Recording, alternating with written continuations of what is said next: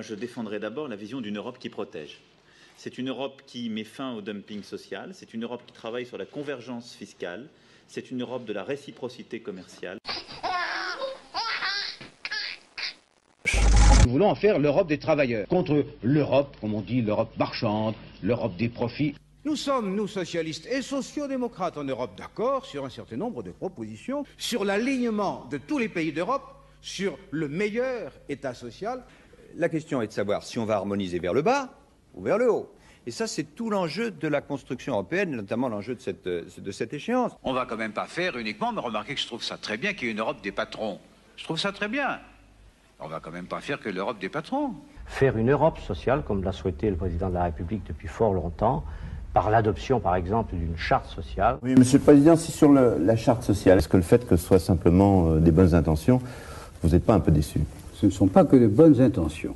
Mais d'un mot, Monsieur Delors, sincèrement, vous n'êtes pas quand même un petit peu déçu par le résultat obtenu en matière d'avancée d'Europe sociale?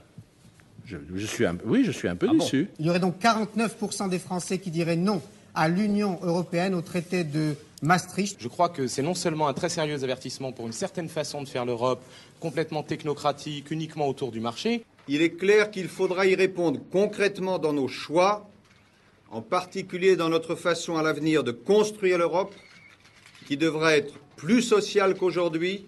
L'Europe de demain, c'est-à-dire une Europe vraiment solidaire. Et cette Europe de l'espoir doit être construite autour de la protection sociale qu'il faut maintenir et améliorer. Une Europe qui sache défendre à la fois son modèle de société, qui est fondé sur vraiment la justice sociale. Le traité de Maastricht est-il trop libéral? C'est ce que pensaient certains socialistes réunis aujourd'hui à Paris et qui voulaient y inclure des clauses sociales. Le Parti socialiste va sortir de cette convention, de ce Conseil national, renforcé dans sa conviction européenne, en marquant bien sa différence par rapport à la construction européenne actuelle. On a été trop loin dans le sens du libéralisme. Voyez-vous, toute cette affaire de construction monétaire et d'euro se faisait aujourd'hui jusqu'à maintenant de façon très libérale et uniquement sur les questions monétaires. Et Lionel Jospin avait beaucoup insisté pour qu'on s'occupe d'autre chose. Faire sa place au social dans la bataille économique que l'Europe doit conduire. L'Europe doit être bien sûr un marché sur lequel il doit y avoir des règles, des normes, et notamment au plan social.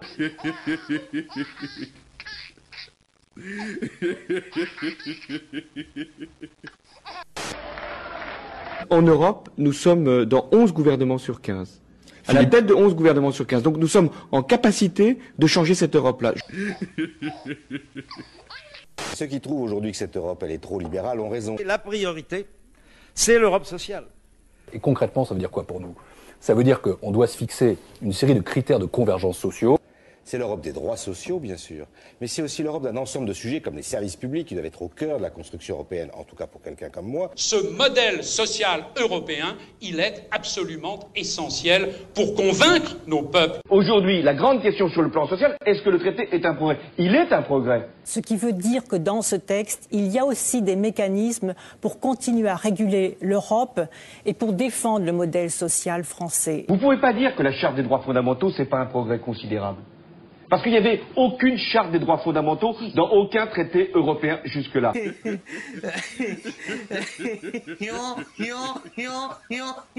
ce traité-là, ce qui est neuf dans ce traité-là, pour la première fois, c'est qu'on s'écarte de ce libéralisme et que ce qu'on apporte, c'est le progrès social et la démocratie.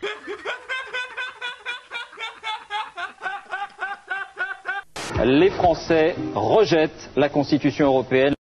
Oui, il faut une Europe qui combat la crise, qui retrouve le chemin du progrès social et qui prépare l'avenir.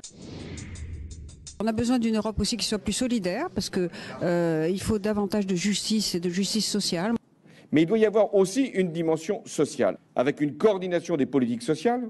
Pour mener à bien cette coordination, des indicateurs vont être définis. Le président de la République doit se sentir soutenu, pleinement soutenu, pour toutes les initiatives qu'il a prises pour réorienter l'Europe dans le sens de la croissance, mais aussi d'une Europe qui soit beaucoup plus sociale et plus solidaire.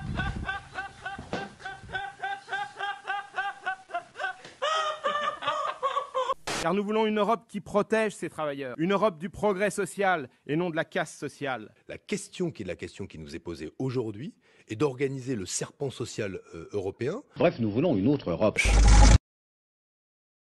Et au centre de ce que fut notre conversation se situait l'Europe sociale. C'est d'ailleurs la première fois qu'un chef d'État ou de gouvernement me rend visite qui parle d'abord du social. C'est nouveau.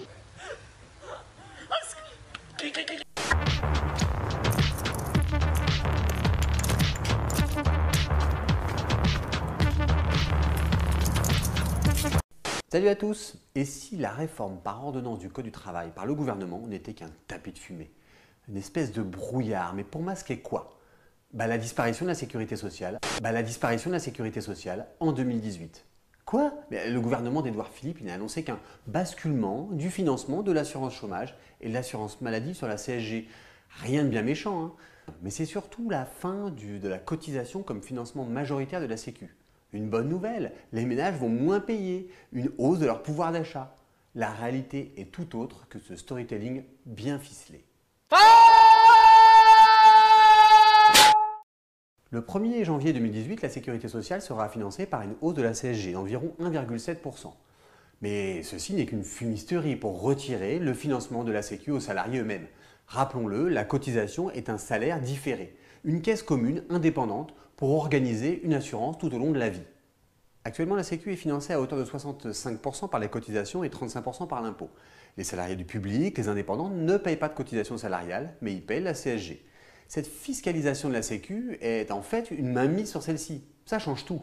L'impôt, lui, il corrige. Et en corrigeant, il légitime ce qu'il corrige. La cotisation sociale, elle marginalise. Et elle a vocation d'ailleurs à se substituer aussi bien au profit qu'au marché du travail. Par exemple, le gouvernement pourrait revenir sur le fait que l'on ouvre des droits au chômage en fonction du nombre de mois de cotisation. Mais c'est surtout l'émiettement d'une des plus grandes conquêtes sociales du XXe siècle en France. Le financement de la Sécu n'est pas anodin. Cotiser, c'est différer du salaire, mutualiser pour la collectivité, et c'est garantir l'indépendance de cette caisse gérée par les salariés. Et fiscaliser le financement de la Sécu, c'est pouvoir reprendre son contrôle. Mais à cela s'ajoute en fait une organisation qu'on oublie souvent, mais qui est peut-être ce qui répugne presque plus à la Sainte Alliance libérale que la solidarité sociale. Et cette organisation, c'est la gestion ouvrière. Comme il est rappelé, donc elle est gérée par lui, elle est gérée par les travailleurs. Car la Sécu, c'est géré par des conseils d'administration composés à 3/4 de représentants des travailleurs et 1/4 de représentants du patronat. Ce qui veut dire que ça fait un budget qui équivaut à 1,5 fois le budget de l'État, qui échappe au contrôle de l'État et du patronat. 1/3 du salaire qui est tout simplement socialisé. La tradition française en matière de sécurité sociale n'est pas une tradition d'étatisme bureaucratique. C'est pourquoi la législation de 1945 prévoyait que les organismes de sécurité sociale seraient gérés par des conseils d'administration, composés en majorité par des représentants des bénéficiaires. C'est ce que déclarait Pierre Laroque à l'occasion du 40e anniversaire de la sécurité sociale. Et Pierre Laroque est avec Ambroise Croizat l'un des fondateurs de la sécurité sociale. Outre l'Assemblée nationale qui fixe la loi de financement de la Sécu et le gouvernement, la sécurité sociale est administrée par des caisses, dans les conseils d'administration, des représentants des salariés, des représentants des employeurs aussi, et le cas échéant, des personnalités qualifiées. Et l'État les a même aidés en assortissant ces produits de dégrèvements fiscaux. Par exemple, les fonds de pension, c'est très net. Les prestations sociales ont été diminuées. Pour les allocations familiales, on est passé d'un système d'allocation familiale qui donnait à tous les parents de l'argent à un système de défiscalisation des frais familiaux qui ne profite qu'aux imposables, forcément. On a basculé les cotisations patronales vers l'impôt avec la CSG.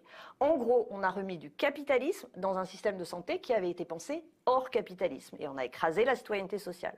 Il suffisait ensuite juste de réduire le discours en disant que la protection sociale c'était un archaïsme rétrograde, vieillot, caduc et tout ça, et on fait passer le retour à l'ancien pour du nouveau. Politique, économique et sociale, qui s'est fondée en 1945 et qui a été complétée en 1958 est caduque. C'est directement issu de l'après-guerre et d'un moment de la refondation de la vie politique, où d'ailleurs, vous l'aurez noté, les communistes ont su travailler avec les gaullistes. Alors si le financement est à majorité composé d'un impôt et non de cotisation, le pouvoir des représentations salariales est bel et bien moindre. Et d'ailleurs, c'est le but. Alors le danger est grand pour ce fleuron de la conquête sociale française, qui est un modèle dans le monde, une sortie déjà du libéralisme de par sa gestion propre. Alors mobilisons-nous contre la réforme du Code du travail, mais ne nous faisons pas balader dans la rue par le gouvernement, bien aidé par la presse d'ailleurs, qui ne dévoile, n'explique d'ailleurs pas du tout ce phénomène. Défendons la sociale. Dans notre projet, nous avons uni toutes les classes de la société. Celui-ci prévoit la remise complète entre les mains des assurés eux-mêmes de la gestion des organismes de sécurité sociale.